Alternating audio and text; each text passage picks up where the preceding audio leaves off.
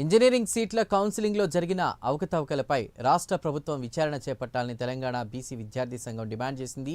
Girls quota సీట్లను బాయ్స్కు ఎలా కేటాయిస్తారని BC విద్యార్థి సంఘం అధ్యక్షుడు వేముల రామకృష్ణ ప్రశ్నించారు. ఇంజనీరింగ్ కౌన్సిలింగ్ కన్వీనర్ కోటాలో గర్ల్స్కు కేటాయించాల్సిన సీట్లను అబ్బాయిలకు కేటాయించడం విద్యామండలి అధికారుల బాధ్యతారాహిత్యానికి నిదర్శనమన్నారు. దీనివల్ల వేలాది మంది అర్హులైన బీసీ, ఎస్సీ, ఎస్టీ వర్గాల విద్యార్థులు నష్టపోతున్నారని అన్నారు. ఇక ఇంజనీరింగ్ కాలేజీల్లో ఫీజుల నియంత్రణ చట్టం అమలు కాకపోవడం వల్ల యాజమాన్యాలు అందినకాడికి దోచుకుంటున్నాయని విమర్శించారు.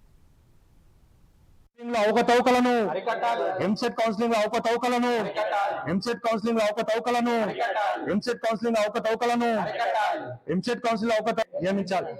2025-26 టీజీ వెబ్సైట్ ద్వారా ఇంజనీరింగ్ కౌన్సిలింగ్ చేపడతా ఉన్నారు.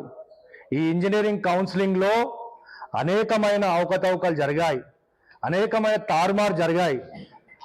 అమ్మాయిలకు కేటాయించిన సీట్లు రిజర్వ్డ్ సీట్లలో అబ్బాయిలకు ఎట్లా ఇస్తారని చెప్పి కూడా ఈ కన్వీనర్ ని ప్రశ్నిస్తా ఉన్నాం, ఎంసెట్ కన్వీనర్ ని ప్రశ్నిస్తా ఉన్నాం. మరి దీనికి సమాధానం చెప్పాల్సిందిగా హైయర్ ఎడ్యుకేషన్ చైర్మన్ ని డిమాండ్ చేస్తా ఉన్నాం.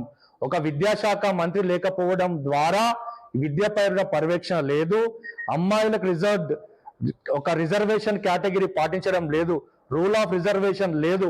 అమ్మాయిల సీట్లు అబ్బాయిలకి, మరి వేరే వాళ్ళ సీట్లు వేరే వాళ్ళకి అడ్డగోలుగా సంతలో సరుకులాగా కేటాయిస్తా ఉన్నారు. ఒక సంతలో సరుకుకైనా ఒక రేటు ఉంటది, కానీ విద్యకి ఒక రేటు లేదు, ఒక ఫీజు నియంత్రణ చట్టం లేదు. రాష్ట్ర ప్రభుత్వం సూటిగా ప్రశ్నిస్తా ఉన్నాం. మా అమ్మాయిల పట్ల, స్త్రీల పట్ల మేము స్త్రీల పక్షాన ఉంటామని చెప్పిన రాష్ట్ర ప్రభుత్వం ఇదేనా అని చెప్పి కూడా సూటిగా ప్రశ్నిస్తా ఉన్నాం.